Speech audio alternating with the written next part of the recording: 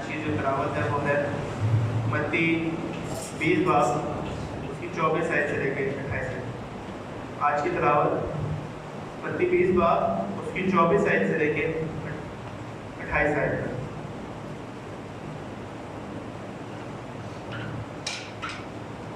और जब दसों ने ये सुना तो उन दोनों भाइयों से खफा हुए, मगर यीशु ने उन्हें पास बुलाकर कहा, तुम जानते हो कि गैर कौमों के सरदार उन पर हुक्म चलाते और अमीर उन पर इख्तियार जताते हैं।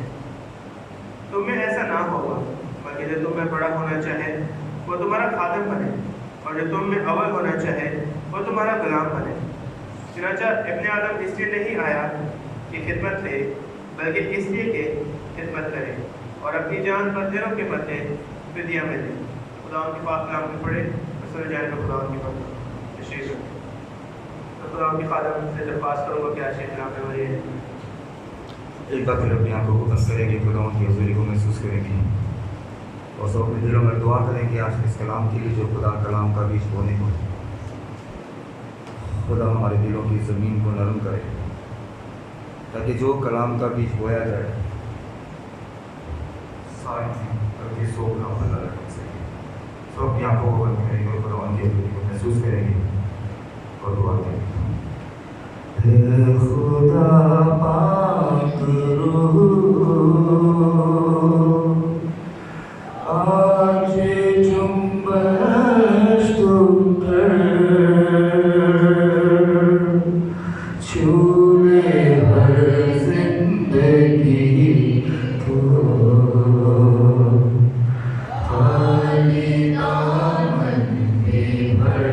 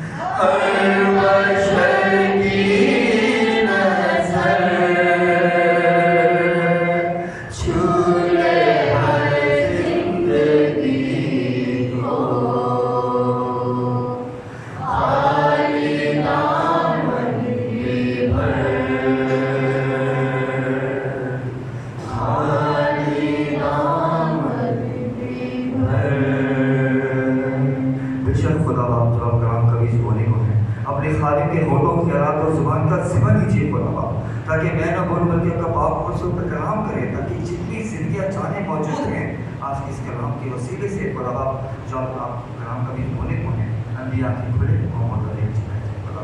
एक जिंदगी में खुदा बाप कलाम का बीज जड़ी जड़ पकड़े है खुदा बाप राष्ट्रीय कलाम के वसीले से हम सब है खुदा बाप पर से मालामाल हो सके। पूरे माहौल पर पूरे फजा पर खुदा काफ़ी करते हैं, काफ़ी कंट्रोल काफ़ी कर सकते हैं, मतलब अपने सारे के मौक़ों के रातों से मान कर सकते हैं। सर से लेकर पाँव तक खुदा अपने आप को आपके सपोर्ट करता खुदा, ताकि हम सब मिलकर खुदा आज के इस कलाम के वसीले से मिलकर खुदा बंधन वाले बन सकें। ये मांगते हैं कि धनी बेटे खुदा के इस मसीह के नाम में आमीन। यीशु मसीह के मीठे कबर पर जनरली नाम में सबको सलाम। आने का नहीं था लेकिन इमरजेंसी आया तो सोचा कि खुदा का कलाम भी शेयर करना चाहिए, क्योंकि ज़रूरी है जब इंसान को खुदा मौका देता है तो उस मौके से इंसान को क्या करना चाहिए, फ़ायदा उठाना चाहिए। क्योंकि कलाम में भी क्या लिखा है कि जो खुशनुमा है वो कदम जो कलाम की क्या करते हैं, बना देंगे। तो हमें खुदा की जब खिदमत का मौका मिले तो हमें क्या करना चाहिए, पीछे नहीं हटना चाहिए। अक्सर लोग होते हैं बोलते हैं हम बहुत बिजी हैं, हालांकि हर काम के लिए वक्त निकाल लेते हैं, लेकिन जब खुदा का कलाम का वक्त होता है उसके लिए क्या होता है, वक्त नहीं निकलता कि जी हम इधर चले गए, हम उधर चले गए, हम इधर चले गए, हम रात को देर से, हम सुबह देर से उठे। ऐसे बहाने हैं ना आज भी कलीसियाओं के अंदर, लेकिन खुदा जब कलाम का मौका दे तो उसको कभी भी पीछे नहीं हटना चाहिए। क्योंकि जो आज कलाम सुनाने से शर्माएगा तो कलाम की क्या लेते हैं, अपनी आदम भी आपके सामने उसके क्या करते हैं, मैं इसको जब खुदा मौका दे तो उसको क्या करना चाहिए, फायदा होना चाहिए। हम कलाम को इसको बोलेंगे और निकालेंगे मत्ती का इंजील में। आप मत्ती की इंजील 20 बाब, मत्ती की इंजील निकालेंगे 20 बाब और उसकी 26 से 28 आयत को जरा पढ़ेंगे।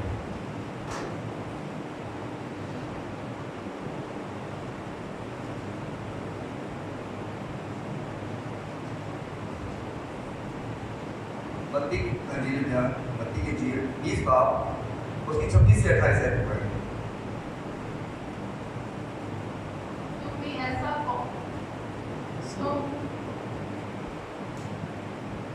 ऐसा ना होगा। देखिए खुदावंद यीशु मसीह साफ और वाज़िया तौर पर यहाँ पर शागिर्दों के ऊपर ये बात वाज़िया कर रहे हैं कि क्या कह रहे हैं, बड़े जरा, तुम में ऐसा ना होगा, तुम में ऐसा ना होगा। मतलब किसमें, तुम मसीहों में। शागिर्दों का मतलब है कि जो आने वाले भी शागिर्द होंगे उनमें ऐसा ना होगा। क्या नहीं होगा, बल्कि जो तुम में बड़ा होना, बल्कि जो तुम में बड़ा होना चाहे वो तुम्हारा खादिम बने, वो तुम्हारा खादिम बने, और जो तुम में अव्वल होना चाहे, और जो तुम में अव्वल होना चाहे वो तुम्हारा गुलाम बने, वो तुम्हारा गुलाम बने। अब अजीजों सोचने की बात यह है कि आज कलीसिया में वाकई ऐसा है, हर एक को एक पोस्ट चाहिए और पोस्ट के हिसाब से वो चाहता है कि मैं कलीसिया पर इख्तियार करूं, उस पर रोक जमाऊं, उसको कंट्रोल करूं। लेकिन यहाँ पर खुदावंद यीशु मसीह ने पहले ही शागिर्दों पर वाज़िया कर दिया और साफ तौर पर बता दिया कि तुम में ऐसा ना हो। लेकिन आज भी अफसोस की बात यह है कलीसियों में ऐसा होता है। बड़ा होने के लिए हम साथ के लोगों को हकीर जानना शुरू कर देते हैं, हम उनसे बात करना छोड़ देते हैं, हम उनको मुंह लगाना छोड़ देते हैं कि जी इसको पोस्ट मिल गई, मुझे क्यों नहीं मिली। हम सीखेंगे कलाम में भी ऐसा ही हुआ है, कलाम में भी ऐसा ही हुआ। तब ही खुदावंद यीशु मसीह ने ये बातें उनको बताई कि तुम में ऐसा नहीं होना चाहिए। लेकिन अफसोस की बात यह है कि आज भी कलीसियाओं के अंदर बच्चों की तरक्की इसी वजह से रुकी हुई है, कलीसियाओं की तरक्की इसी बात से रुकी हुई है कि हर कोई बड़ा होना चाहता है। लेकिन खुदावंद यीशु मसीह इतनी खूबसूरत बात कहते हैं, पढ़े दोबारा से 26 आयत को, मैं तुम में ऐसा ना होगा, बल्कि जो तुम में बड़ा होगा, तुम में ऐसा ना होगा। मतलब जितनी भी कलीसियाएं आएंगी जो मसीह का नाम कहेंगी कि मसीह कलीसिया है, उनमें ऐसा नहीं होगा। आज है, अगर है तो हम मसीह के पैरोकार नहीं, हम मसीह के फॉलोअर्स नहीं, हम ढोंगी मसीह हैं। हम अपने आप को मसीह कहते हैं तो है, लेकिन हमारे कमाल नहीं है वैसे। आज का जो टॉपिक है अजीजों, जो आज का उन्वान है वो यही है कि जो तुम में बड़ा होना चाहे वो तुम्हारा खादिम है, खादिम बने, और जो तुम में अव्वल होना चाहे तुम्हारा गुलाम बने। आज का जो उन्वान है मौजूद है वो यही है, और हम किसी विषय में क्या करेंगे, इसी टॉपिक पर बात करेंगे। और तिलावत भी यही की जा रही है, की गई, और अभी भी इन्हीं हवालों को पढ़ा जा रहा है कि मसीह ने अपनी ज़मीनी खिदमत में ऑलरेडी कलीसिया के ऊपर, अपने शागिर्दों पर साफ और वाज़िया तौर पर कह दिया कि तुम में ऐसा ना होगा। इतने अल्फाजों की समझ आनी चाहिए कि तुम में ऐसा ना होगा। कौन? जो मसीह के फॉलोअर्स हैं, जो मसीह के पैरोकार हैं, जो मसीह के मानने वाले हैं, जो कहते हैं मसीही हैं, जो मसीह के पीछे चलते हैं, उनके लिए लिखा है कि तुम में ऐसा ना होगा। आगे बढ़े। और जो तुम में अव्वल होना चाहे, और जो तुम में अव्वल, मतलब शागिर्दों को कहा कि जो तुम में अव्वल होना चाहे वो तुम्हारा गुलाम बने। अगर आप चाहते हैं आज कलीसिया में बरकत पाना तो गुलाम बने कलीसिया के अंदर, कलीसिया की खिदमत करें, ना कि कलीसिया में डॉन बन जाए कि जी मुझे मौका मिले मैं बच्चे पे प्यार करूं, इस बड़े पे प्यार करूं, उसको ये बातें सुनाऊं, उसको वो बातें सुनाऊं। ऐसा नहीं है, मसीह ने मना कर दिया। अगर इख्तियार मिला भी है तो उसको खुदा के खौफ में गुजारें, फैसले खुदा के खौफ में करें, सबको बरादराना मोहब्बत करें, आपस में साथ लेके चलें, मशवरा लें एक दूसरे से। लेकिन आज कलीसियों में मशवरे नहीं होते, इसलिए क्या होता है बच्चों के ऊपर सबसे ज्यादा ये बेसिक बच्चों की यूथ की मैं बात करना चाहता हूँ, क्योंकि ये हमारा फ्यूचर है। इन्हीं में से कुछ पास्टर्स बनेंगे, इन्हीं में से कुछ प्रस्तार बनेंगे, इन्हीं में से मुबश्शिर भी बनेंगे, इन्हीं में से एल्डर्स भी लोग बच्चों ने बनना है। तो अभी से ही इनकी बुनियाद मजबूत नहीं है तो क्या है?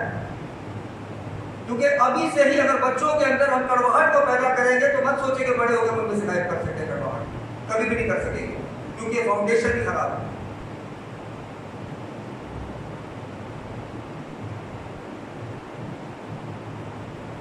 अब आने वाले दिनों में सीखेंगे। अभी एक ही संडे था तो मैंने इस टॉपिक को नहीं छेड़ा, लेकिन छोटा सा कहूंगा, यूहन्ना और पतरस जब तीसरे पहर दुआ को जा रहे थे तो क्या सिर्फ एक शागिर्द ने कहा मेरी तरफ देख, दूसरे का हमारी तरफ देख।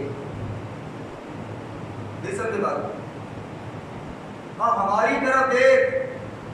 उसने कुछ लालच से देखा, लेकिन उन्होंने यीशु मसीह के नाम पर उसको क्या कर दिया? झगड़ा कर दिया। इसलिए कलाम कहता है कि जहाँ 2 या 3 मेरे नाम से जमा हो मैं तुम्हारे दरमियान मौजूद हूं। उन दोनों में यूनिटी थी। लेकिन अफसोस की बात यह है कि अगर आज कोई खादिम कलीसिया में फैसला लेता है तो हमें कलीसिया के खादिम पर भरोसा ही नहीं होता कि पता नहीं उसे फैसला किया। वो ये नहीं सोचते अगर कोई फैसला किया गया तो अगर कलीसिया के लिए तो उस खानदान की तरक्की के लिए किया होगा। हम सोचते ही नहीं। ऐसा ही खुदा ने यीशु मसीह के साथ, खुदा ने यीशु मसीह में भी लोग उंगली उठाते थे, वो देखो के लड़कों किसके साथ खाता पीता बैठता है। लेकिन वो क्या करता था? वो जाकर उनको क्या करता था मसीह की कि किसी तरीके से वो क्या हो खुदा के पास आए, खुदा में मजबूत हो जाए। जो खुदा के घर से भागते हैं वो खुदा के घर में रहें। वैसा तब भी था और आज भी ऐसा ही है। तो हमें कलीसिया के फैसलों को सोचना चाहिए, समझना चाहिए कि अगर कोई फैसला लिया जा रहा है तो खुदा के कलाम के मुताबिक मजबूती के लिए लिया जा रहा है। अगर कहीं कलीसिया की मजबूती के लिए नहीं लिया जा रहा तो वहां उस खानदान को कलीसिया के अंदर और खुदा में मजबूत करने के लिए लिया जा रहा है। लेकिन आज अफसोस की बात यह है कि हम आपस में तो हमारे को फैसलों पर भी शक रहता है। आगे बढ़े। चुनाचे इब्ने आदम इसलिए नहीं आया, चुनाचे इब्ने आदम इसलिए नहीं आया कि खिदमत ले, ये खिदमत ले। मसीह इसलिए नहीं आया था कि लोग उसके आगे पीछे घूमें, कि उसको कहते सेवा करें। जैसे कहते हैं, मेरे ख्याल से मैंने पहले शब्द को शेयर किया कि खुदा के इसलिए मार्था वो कहते हैं कि मार्था मार्था तू तो बहुत चीज़ों की फिक्र में है, लेकिन कोई बहन ने जो जगह चुनी है ना, ये बहुत ही खूबसूरत जगह। वो क्या थी? मसीह की जगह। मसीह के पास बैठकर क्या करती थी? मसीह की क्या करती थी? तालीम सुनती थी। अगर आज कलीसिया के अंदर किसी को बैठ के सुनने का मौका मिल रहा है तो इसका मतलब खुदा क्या चाहता है, उसको बहुत सुने।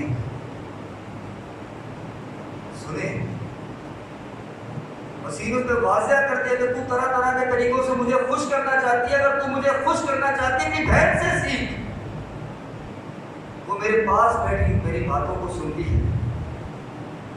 आज हमारा सबसे ज्यादा फोकस जो चर्च में होना चाहिए ना, वो पोस्टों से ज्यादा खुदा के कलाम पर होना चाहिए। मसीह की बातों पर होना चाहिए, तभी हम क्या होंगे, तरक्की होंगे। लेकिन अगर हम दिल में कोई बात रख के खुदा के घर में आएंगे तो कभी भी हम बरकत नहीं पाएंगे। क्यों? क्योंकि हम कलीसिया तरक्की ऐसे नहीं करती जब यूनिटी ना हो। कलीसियों का तरक्की का राज यही है कि आपस में सब क्या होते हैं, एक जगह मजबूत होते हैं, यूथ मजबूत होती है, एल्डर्स मजबूत होते हैं, क्वायर मजबूत होती है, कलीसिया मजबूत होती है, तभी जाकर कलीसिया क्या करती है। क्यों? खुदा को नजर आता है कि अगर मेरे नाम से जमा होते हैं तो इनमें आपस में क्या है, मोहब्बत भी। आगे बढ़े,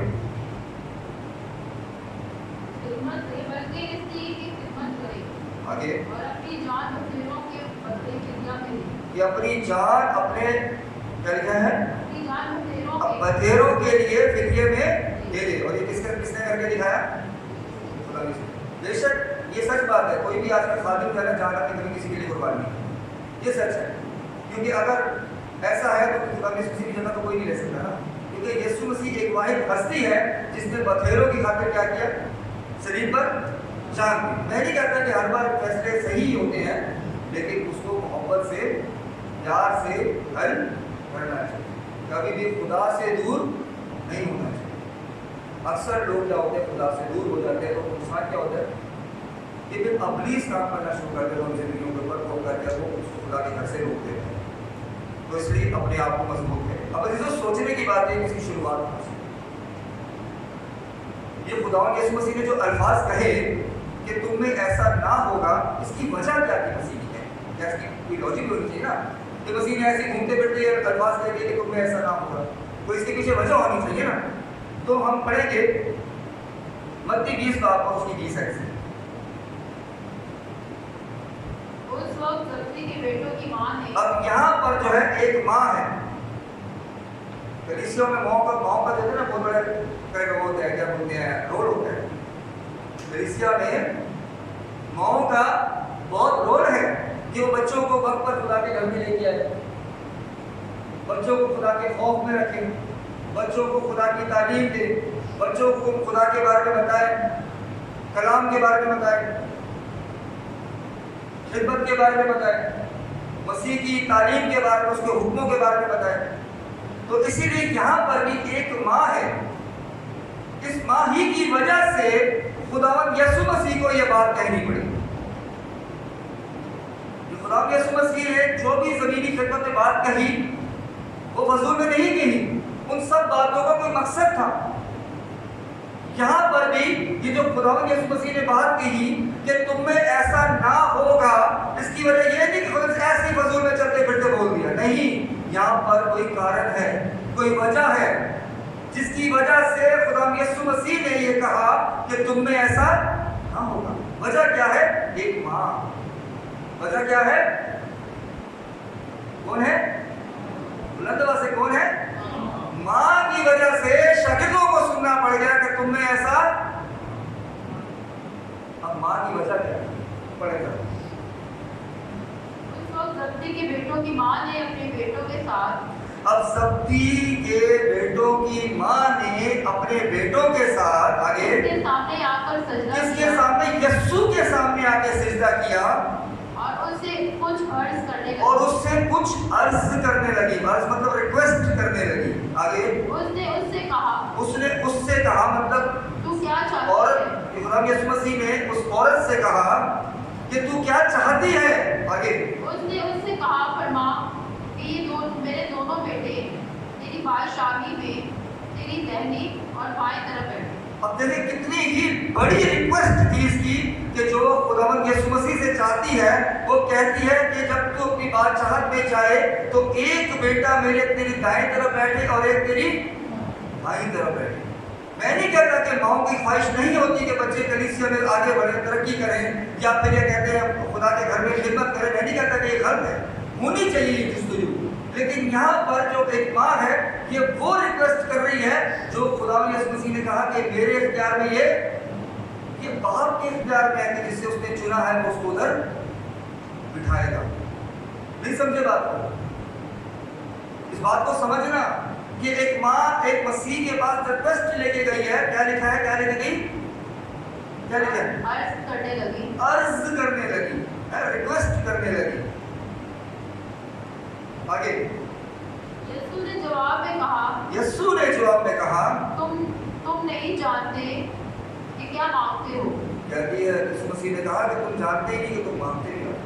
जो प्याला मैं पीने को हूँ, जो प्याला मैं पीने को हूँ, क्या तुम पी सकते हो? क्या तुम पी सकते हो? आगे उन्होंने उससे कहा, पी सकते हैं। उन्होंने कहा कि हम पी सकते हैं। आगे उसने उनसे कहा, मेरा प्याला तो पियोगे, मेरा प्याला तो पियोगे, लेकिन अपने दाहिने बाएं, मैं अपने दाहिने या बाएं, किसी को बिठाना मेरा काम नहीं। किसी को बिठाना मेरा काम नहीं, बल्कि किसका काम है? मगर जिनके लिए मेरे बाप की तरफ से तैयार, जिनके लिए खुदा बाप ने चुना है वो ही बैठेंगे। सोचना चाहिए कभी भी हमें खुदा के फैसलों के ऊपर कभी भी नहीं करना चाहिए। अब असल वजह क्या है?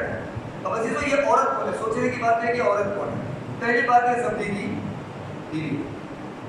इसका जो नाम है, जब इसका नाम मैं बताऊंगा तो हो सकता है आप लोग कंफ्यूज हो, क्योंकि इस नाम की दो औरत। इसका नाम है सलोमी। ये वो सलोमी औरत नहीं है कि जिसने हेरोदेस से यूहन्ना बपतिस्मा देने वाले का सर मांगा था। वो सलोमी औरत नहीं है, इसलिए उसको सब कंफ्यूज नहीं करना, बल्कि यह ज़ब्दी की बीवी है। और इसके बेटे कौन है? याकूब और बोलो, याकूब और यूहन्ना।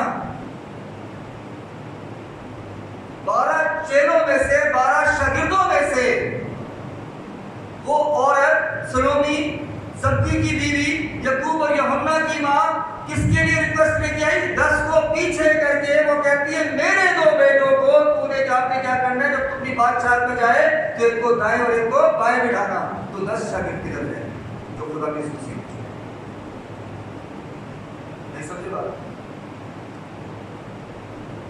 मसीह ने उनको एक बराबर किया कि तुम सब बराबर हो। मत ऐसे लालच रखो, मत लालच रखो कि आपने बड़ा बनना है। सबसे बड़ा और खूबसूरत काम क्या है? मसीह की बात को सुनना, कलाम को सुनना। अक्सर लोग ऐसे हैं जब कलाम होता है तो तैयारियों में लग जाते हैं, लेकिन कलाम मुक़द्दस में खुदा मुझसे सिखाते हैं कि सबसे अच्छी जगह वो है कि मसीह की बातों को बैठ के सुनना।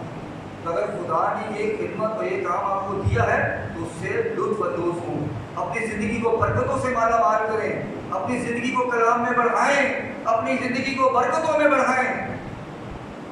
क्योंकि जब तक हम सुनेंगे नहीं हम सुना नहीं सकते, जब तक हम सुनेंगे नहीं हम उस पर चल नहीं सकते, जब तक हम सुनेंगे नहीं हम अपनी ज़िंदगी को बेहतर नहीं कर सकते, जब तक हम सुनेंगे नहीं हम अपनी औलाद को बातों के बारे में नहीं बता सकते। तो सुनना क्या है? जरूरी इसकी मसीह की बातें।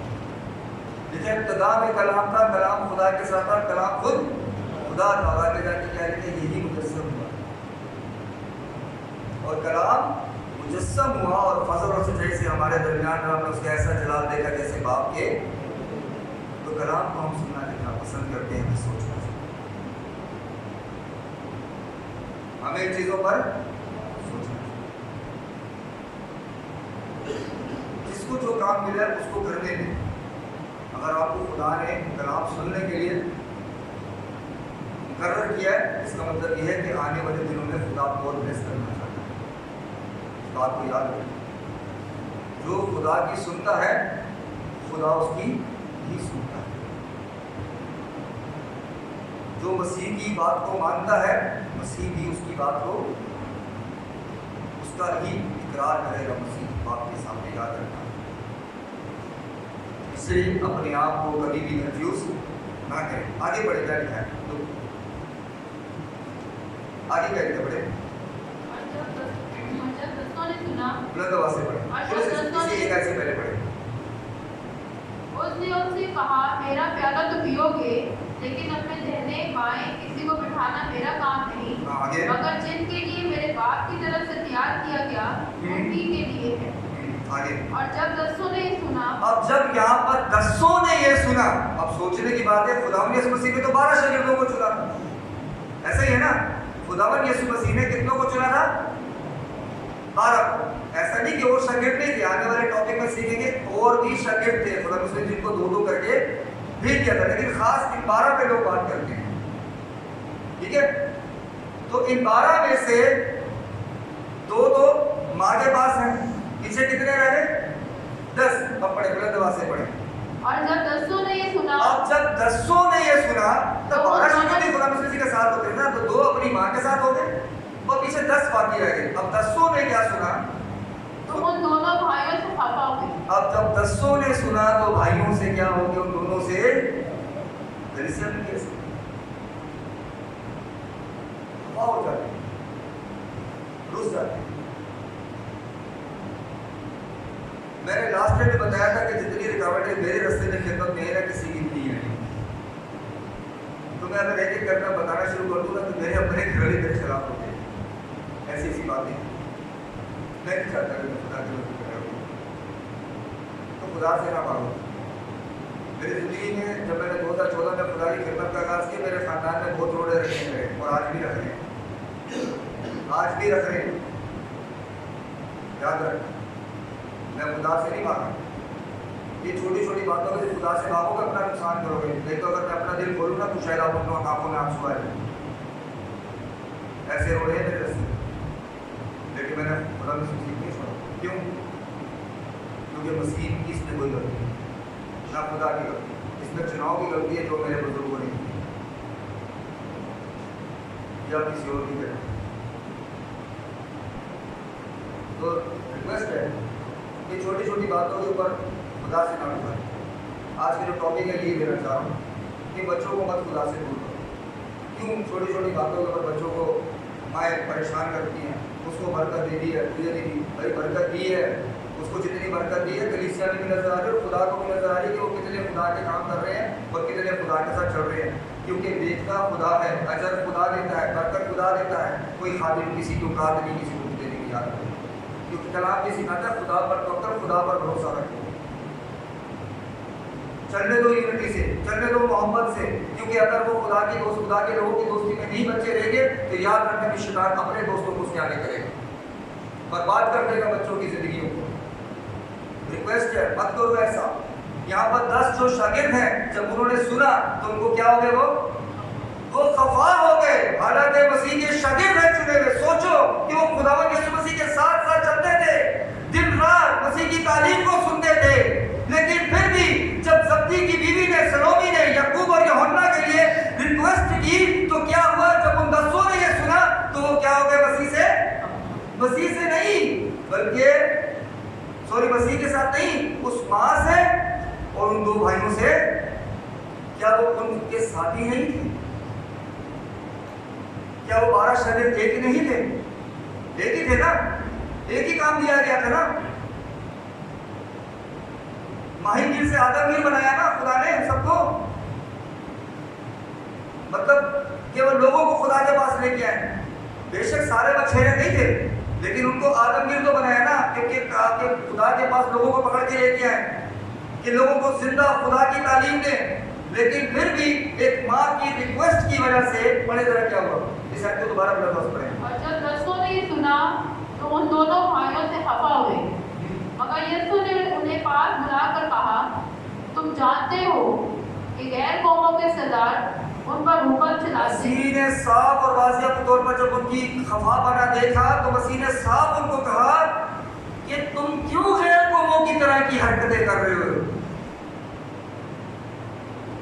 बात को समझना कि ये आज कलीसियों में नहीं हो रहा, ये शुरुआत से हो रहा है। जब खुदा यीशु मसीह ज़मीनी खिदमत में थे कि लोग एक दूसरे को जेलस करते थे, देखकर खफा हो जाते थे, तो खुदा यीशु मसीह ने कहा मत हुआ करो खफा, मत हुआ करो, अपनी शक्लें मत बिगाड़ा करो, क्योंकि ये तुम लोगों में नहीं ऐसा होना चाहिए, क्योंकि ये तो गैर कौमों में ऐसा होता है। क्या होता है गैर कौमों में? बड़े जरा गैर कौमों के सरदार उन पर हुक्म चलाते हैं, गैर कौमों के सरदार उन पर हुक्म चलाते हैं और अमीर उन पर इख्तियार जताते हैं, और अमीर उन पर इख्तियार जताते हैं। आगे, तुम में ऐसा ना होगा, तुम में ऐसा ना हो। बल्कि जो तुम में बड़ा होना चाहे जो तुम में बड़ा होना चाहे वो तुम्हारा खादिम बने, वो तुम्हारा खादिम बने, और जो तुम में अव्वल होना और चाहे जो तुम में अव्वल होना चाहे वो तुम्हारा गुलाम बने। वो तुम्हारा गुलाम बने।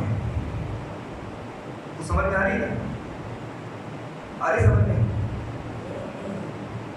खाली साज नहीं बजाने, और भी चर्च में काम होते हैं, उनको भी करना होता है, देखना होता है। ये नहीं कि हम साज हो गए, हम खान साहब हो गए। खान साहब मसीह में नहीं है ना, साहब होगा देखो तो बोलते ना खान साहब आए, कौन सा खान साहब आई? पठान है कोई नहीं, वो तबला तबला का भाई ये बोलो परस्ता है।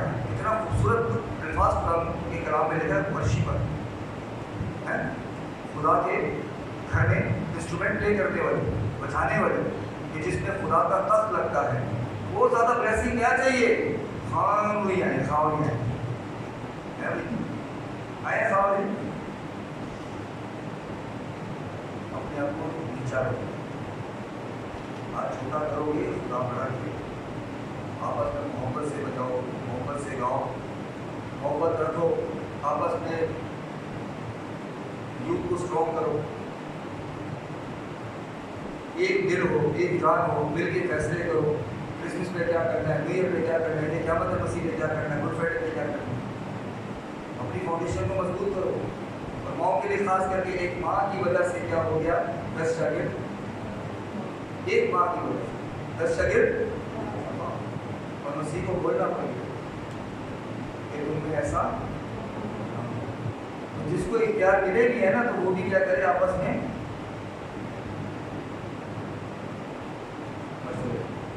डॉन नहीं है, गैर कौमों का सरदार नहीं है, ना गैर कौम का अमीर है, चाहे वो बड़ों में से हो चाहे वो बच्चों में से, आपस में क्या करना है, ठीक है। इससे क्या होता है, कलीसिया क्या होती है, इकट्ठी करती है। क्यों? क्योंकि यहाँ पर भी ऐसा था, एक माँ की गलती की वजह से खुदा यीशु मसीह को बोलना पड़ेगा कि तुमने ऐसा नहीं। और अगर हम पढ़ते हैं कि तुम्हें ऐसा ना हो, तो हमको ऐसा क्या करना है, बताएं बताएं ना, ऐसा करना है, बोले ना नहीं करना, ताकि मुझे पता हो कि आपके काम असर कर रहा है। कि आज से जो है माएँ अपने बच्चों को, जैसे पहले बच्चे जमा होते थे, साथ में दुआ करते थे, बाइबल स्टडी करते थे, कलाम को सुनाते भी थे, वैसे जमा होना शुरू हो। सही है? अभी बच्चे जमा होते हैं, मुझे नहीं लगता जमा होते, क्योंकि मैं तो 24 घंटे कैमरे देख रहा हूँ। संडे की बात होती है, कौन टाइम पे आता है, कौन क्या करता है, सब देख।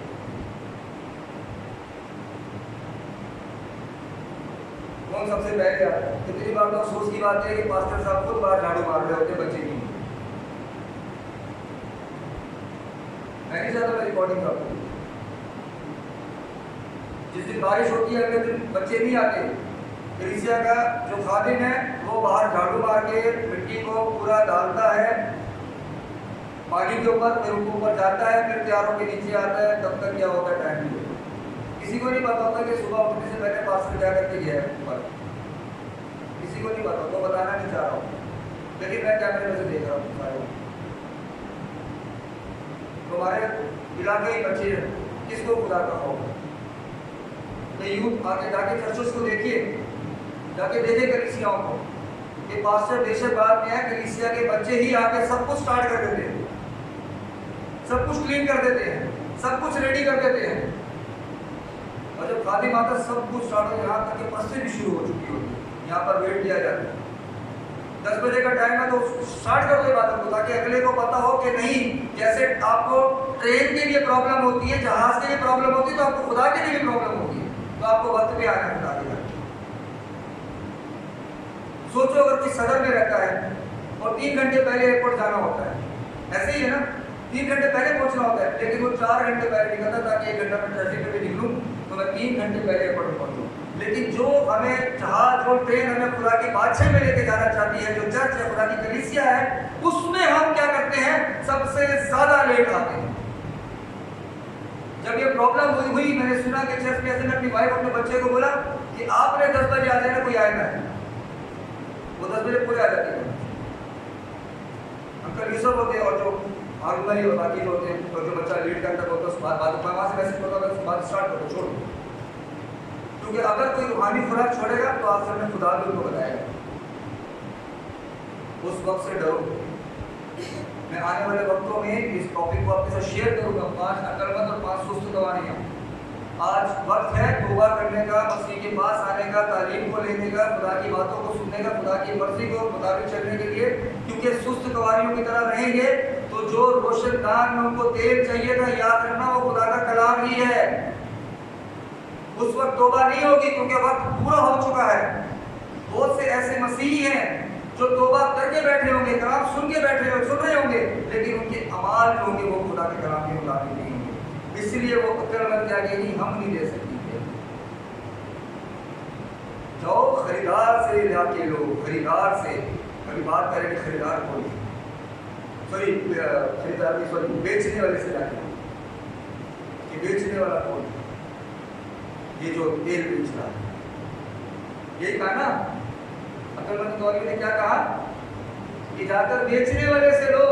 तो सीखेंगे बेचने वाला कौन है। आज खुदा के वक्त की कदर करें, अपने आप को छोटा करें, खुदा के घर में आए, खुदा की हजूरी में रहें। अजीजों, पहली चीज है सब्जी की बीवी। दूसरा, अगर देखा जाए तो रिश्ते में ये मुकद्दसा मरियम की बहनों में से भी थी। फिर तीसरा, शागिर्दों की मां थी। मतलब आप यूं कह सकते हैं कि ये वो औरत है जब खुदा यीशु मसीह ज़मीनी खिदमत में थे तो ताकि जो औरतें मसीह की और शागिर्दों की खिदमत करती थी तो ये भी उनके साथ साथ थी। लेकिन साथ साथ रहते रहते भी उसके दिल में एक ख्वाहिश पैदा हुई, जैसे हर बहुत सी मौकी होती है और होती है, ऐसा ही होनी चाहिए, लेकिन खुदा के खौफ। जब ये अजीजों साथ साथ चलती होगी तो जाहिर सी बात है उसने इन बातों को भी सुना होगा। जरा पढ़े जरूर, सॉरी मत्ती 20 बाब की पहली आयत से। क्योंकि आसमान की बादशाही उस घर की मालिक की मालिक है जो सवेरे निकला ताकि अपने पाकिस्तान में मजदूर लगा। देखिए, आसमान की बादशाही उस घर के मालिक की मालिक है जो सवेरे निकला ताकि अपने पाकिस्तान में मजदूर लगाए। मालिक कौन? खुदा। ऐसे ही ना, आगे बढ़े। और उसने मजदूरों से एक दिनार रोज ठहरा कर उन्हें अपने पाकिस्तान में भेज दिया। हाँ, एक दिनार ठहरा के क्या किया पाकिस्तान में? सुबह के टाइम पे। आगे फिर पहले दिन चढ़े की करीब निकलकर उसने औरों को बाजार में बेकार खड़े देखा। अब जो मालिक है आसमान की बादशाह की मालिक बता रहे हैं कि जब वो निकलते हैं वो देखते हैं बाजारों के अंदर क्या है, और भी लोग बेकार खड़े हैं। आगे बढ़े। और उनसे कहा, तुम भी पाकिस्तान में चले जाओ, तुम भी पाकिस्तान में चले जाओ, जो वाजिब है तुमको दूंगा। जो वाजिब है तुमको, इनको एक दिनार नहीं बोला, क्या बोला? जो वाजिब है तुमको दूंगा।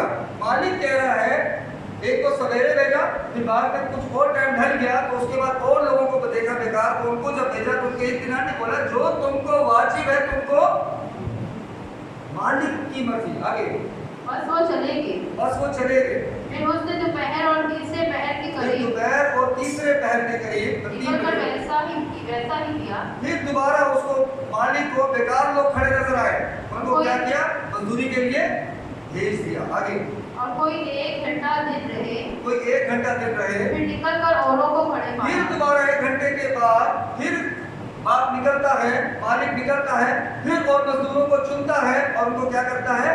मजदूरी के लिए भेजता है। आगे और उनसे बेकार लोगों को बेकार लोगों को। आगे और उनसे कहा, तुम क्यों यहाँ तमाम दिन बेकार खड़े हो? अब यहाँ पर मालिक एक बहुत ही खूबसूरत बात कहता है कि तुम क्यों तमाम दिन बेकार खड़े रहते हो। आगे उन्होंने उससे कहा, इसलिए कि किसी ने हमको मजदूरी पर नहीं लगाया। तो ऐसा भी नहीं है कि मजदूरी में नहीं लगाना चाहिए। कोई बच्चा फायदे लगा रहा है, काम में लगा, नहीं समझे? आज शुक्र है खुदा का, कुछ बच्चे साथ जाते हैं, कुछ साउंड ऑपरेट करते हैं, कुछ दूसरा काम करते हैं, तो इसी तरह खिदमत को और ज़्यादा बांटने बेकार नहीं है। खुदा के घर में खिदमत करनी है, ठीक है? आगे उसने उनसे कहा तुम भी पाकिस्तान में चले जाओ। उनको कहा कि तुम भी पाकिस्तान में चलो। तुम क्यों सोचते हो कि तुमको किसी ने नहीं बोला? मालिक आ गया है ना बोलने के लिए, मतलब खुदा खुद आ गया बोलने के लिए। एक एग्जांपल दी गई है, तो अब तुमको मैं खुद बोलता हूँ जाओ काम करो। आगे जब शाम हुई तो अब जब शाम हुई तो पाकिस्तान के मालिक ने अब पाकिस्तान के मालिक ने अपने कारिंदा से कहा आगे कि मजदूरों को बुला जो जिसको उसने ठहराया था उसको कहा कि सब मजदूरों को बुला। आगे और पिछलों से लेकर पहलों तक अब पिछलों से लेकर पहलों तक सबको, मतलब सुबह से लेकर शाम तक जितनों को मैंने मजदूरी के लिए भेजा था, जिन बेकार लोगों को, सबको बुला ले। उनकी मजदूरी दे दी। अब उनकी मजदूरी उनको दे दो। आगे जब वो आए जो घंटा भर दिन रहे, जिन्होंने सिर्फ 1 घंटे ही काम किया था, लगाए गए थे, लगाए गए थे, तो उनको एक एक दिनार मिला। तो उनको क्या हुआ? एक एक दिनार। तो सोचने की बात ही है, क्या लिखे इस कलाम को समझना, इस तफसीर को समझना है, क्योंकि आसमान की बादशाही उस घर के मालिक की मानिद है जो सवेरे निकला ताकि अपने पाकिस्तान में मजदूरों को समझ रही है। ये जो सुबह से काम कर रहे थे उनको कहा गया था 1 दिनार देने के लिए। बाकी वो क्या कहा, जो तुम्हारे को जो वाजिब होगा मैं तुमको, और उनको ये नहीं बताया कि तुम्हें पगार कितनी मिलेगी, कितनी सैलरी कितनी मिलेगी, या डेली वेजेस में तुमको कितने पैसे दूंगा। लेकिन जब देने की वक्त आया तो क्या किया मालिक ने? पढ़े जब पहले मजदूर आए तो उन्होंने ये समझा कि हमको ज्यादा मिलेगा। अब जो पहले के आए हुए थे उनकी ख्वाहिश ये थी कि हम तो पहले से काम कर रहे हैं खुदा का, हम पहले से खुदा की खिदमत कर रहे हैं, हम पहले से खुदा का प्रचार कर रहे हैं, हम पहले से मसीह की बातों को लोगों को बता रहे हैं, हम पहले से इनसे पहले चुने हुए खादिम हैं, या इनसे पहले चुने हुए एल्डर हैं, या इनसे पहले चुने हुए यूथ के बच्चे हैं, हमें कलीसिया में या फिर खुदा की हजूरी में ज्यादा मिलेगा। लेकिन खुदा ऐसा नहीं है। आगे बढ़ क्या किया? और उनको भी एक ही दिनार मिला। सबको खुदा नहीं था। समझ आ रही है? समझ आ रही है कि खुदा ने सबको बराबर दिया। अब इस बात को देख के क्या हुआ? बड़े क्या सोचते हैं पहले वाले? जब मिला तो घर के मालिक से ये कहकर शिकायत करने लगे। अब जो पहले आए थे, जिनको खुदा ने पहले चुना था मजदूरी के लिए कि जाके जंजीर की मुनादी करो, जाओ फसल को काटो, वो आकर क्या कर रहे हैं? शिकायत कर रहे हैं खुदा से, मालिक से। ये तफसील है। आगे इन पिछलों ने एक ही घंटा काम किया। इन पिछलों ने तो 1 ही घंटा काम किया, ये तो अभी नए नए आए हैं, इनको कह के नहीं चुन लिया, हम तो बहुत पुराने हैं। आगे और तूने इनको हमारे बराबर कर दिया। इनको बराबर कर दी है ना तफसील। हम तो पहले से काम कर रहे थे आपका, हम तो पहले से लोगों को आपके पास लेके आ रहे थे, इन्होंने तो उतना मेहनत नहीं की जितनी हमने की, फिर इनको बराबर की। समझिए, जाहिर सी बात है तेरी जब्ती की बीवी भी साथ में जब होगी तो उसने भी ये बातें सुनी होंगी, है ना? क्योंकि खुदा की जब जमीनी खिदमत करे शरीर जब साथ साथ चलते थे, साथ कुछ औरतें भी थी जो उनकी सेवा करती, जो उनको फूड में और दूसरे से कामों में उनकी हेल्प करती थी, तो उसकी सलोकी भी थी, उनका सब रहती है। इसने भी बात को सुना होगा, लेकिन सुनने के बाद भी, क्योंकि ये 20वें चैप्टर के अंदर ही लगातार ये स्टोरी चल रही है, मैं बता रहा हूँ। फिर आगे जाके देखते हैं कि स्लोनी अपने बच्चों के साथ आती है और अपने बच्चों पे इस तफसीर को समझना ये हमारे निजात दहिंदा खुदावंद यीशु मसीह के मुंह के अल्फाज हैं कि आसमान की बादशाही उस घर के मालिक की मानिद है। तो आसमान की बादशाही के अंदर मत के क्या क्या करे कि मैं पहले हूँ, ये आचर में, ये आचर में मैं पहले हूँ। सब खुदा की नजर में कोई खुदा करता है, खुदा किसी का गलत था। खुदा ने सबको क्या दिया? बराबर। और खादिमों को भी चाहिए कि कलीसिया में आए तो क्या करें? उनको ही बराबर। ऐसा नहीं कि खादिमों के लिए भी, खादिमों के लिए भी वैसे, लेकिन खुदा बाप ने सबको इक्वल दिया, पहले के या बाद के लोगों को इक्वल रखा, तो हमें भी कलीसिया में सबको ऐसा है, सबसे मोहब्बत रखनी चाहिए। क्योंकि अगर हम ऐसा नहीं करेंगे तो कभी भी हम लोगों को खुदा के पास नहीं लेके आ सकते। फिर हमेशा पास्टर में यही ताना लगा रहेगा, ऐ खास आदमी। खुदा के लिए सब बराबर, कोई खास नहीं है।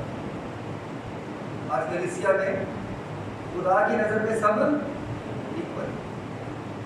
तो इसीलिए इस तफसील को समझे, क्योंकि ये 20वें चैप्टर से ही मैं बात कर रहा हूँ। तो मेरा आज का जो टॉपिक तो खुदा ने मुझे दिया वो ये है कि जो तुम में बड़ा होना चाहे वो तुम्हारा खादिम बने, और जो तुम में अव्वल होना चाहे तुम्हारा गुलाम बने। तो मत सोचे कि जी पहले मैं था तो पहले मुझे मिलना चाहिए, नहीं।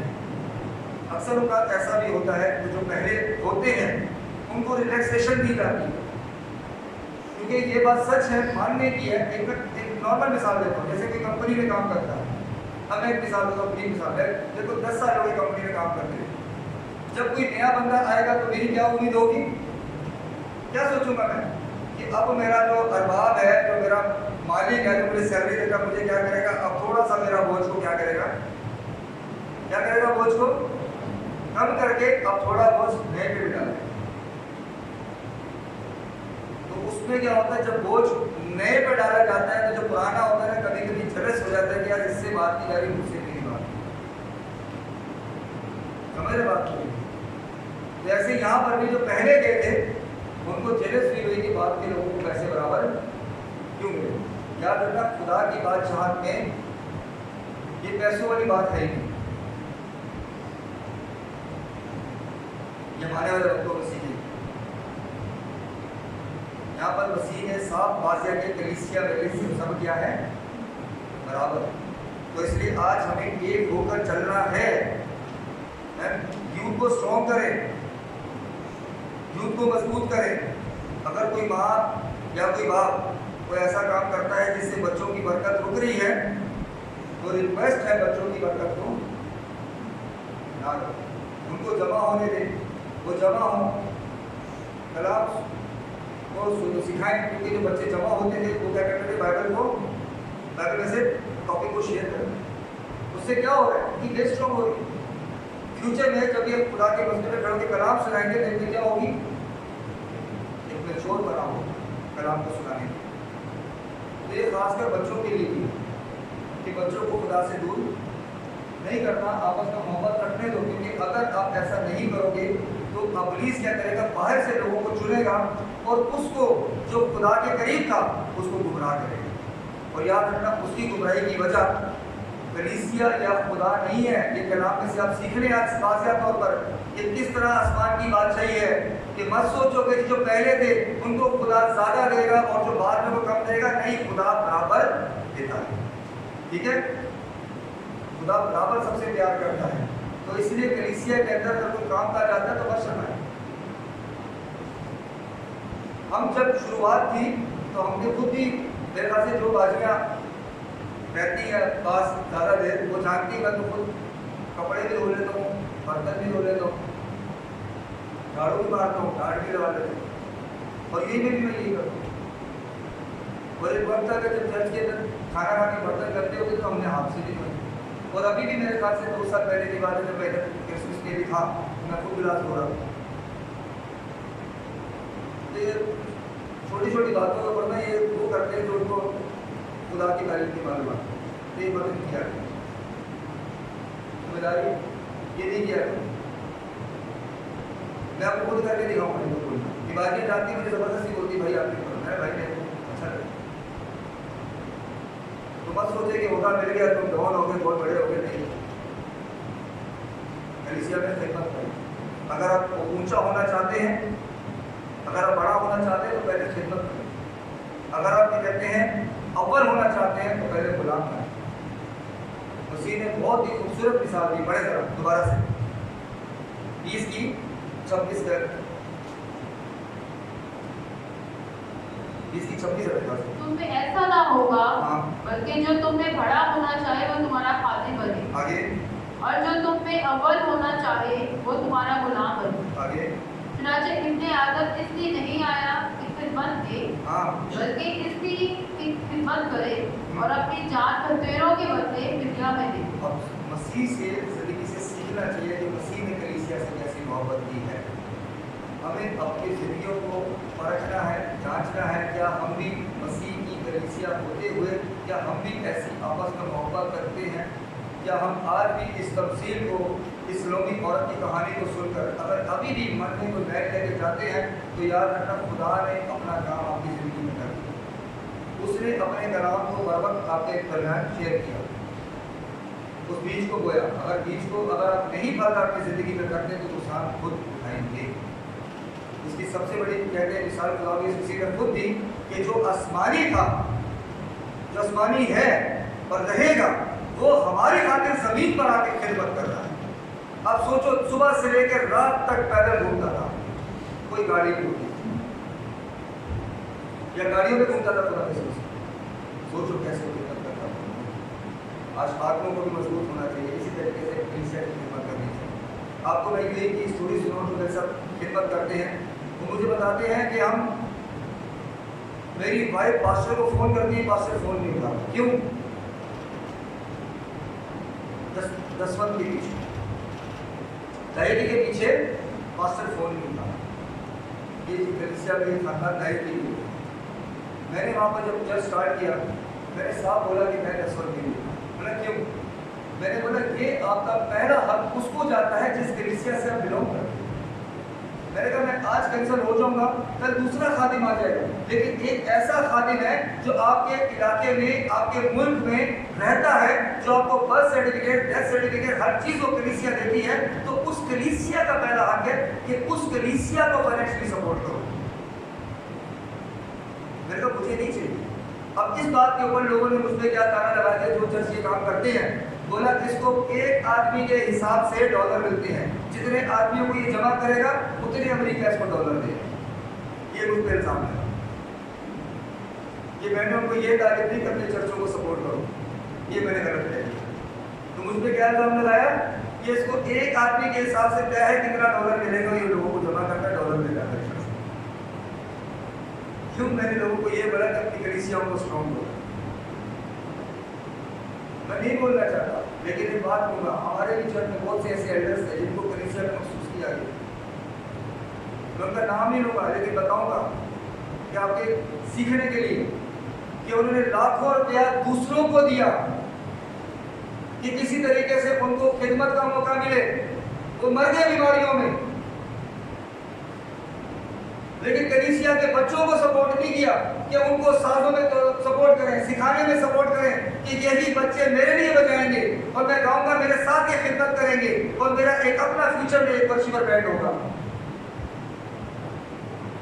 उसने उस कलीसिया को छोड़ के बाहर लोगों को चुना और उन लोगों ने अपने मकान बना लिए, गाड़ियां ले ली। मैं ये बात नहीं कर रहा कि मैंने सुनी है, उसने मुझे खुद बताई है ये बातें, बिठा के उस बंदे ने मुझे बातें बताई कि मेरे को लूट लिया उसने।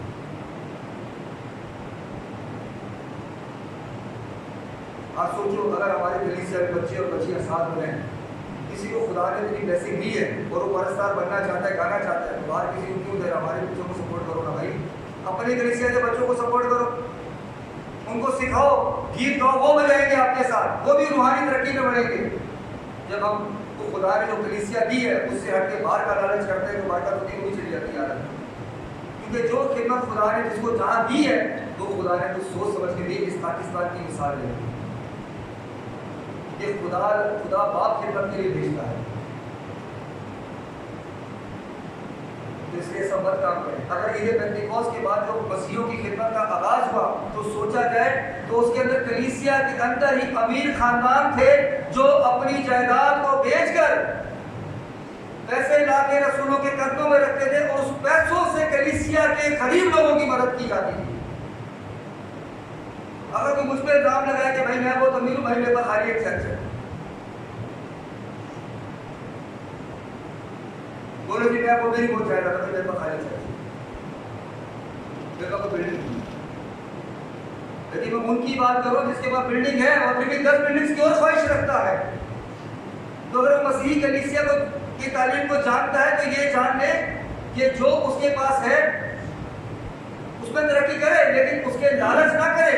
उसके पास अगर एक्स्ट्रा जायदादें हैं तो उसमें से क्या करे, अपने कलीसिया के अंदर लोगों को सपोर्ट करे।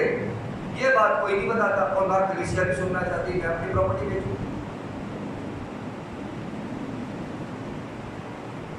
तो बहुत सारी बातें हैं जो आने वाले वक्त में सीखेंगे। तो मेरा ईमान है कि आप लोगों जो आज कलाम शेयर किया आपको समझ आया कि जो खुदा ने खिदमत दी है उसका खुदा का शुक्र है,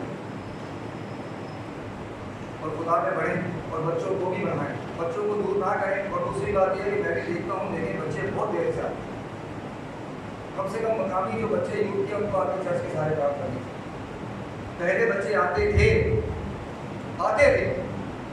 क्यों नहीं आ रहे? जिसका भी पीछे हाथ है वो अपनी ज़िंदगी को चेंज करे।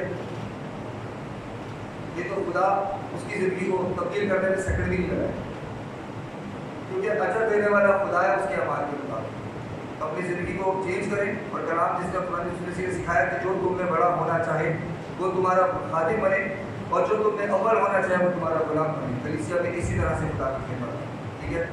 आज के कलाम को से सबको बरकत दे, और मेरी बातों को ये ना सोचना कि जैसे बहुत सारी बातें करता हूँ कि याद रखें खुदा का कलाम सीखेंगे तो बरकत पाएंगे, नहीं सीखेंगे तो अपना नुकसान है। सबको बरकत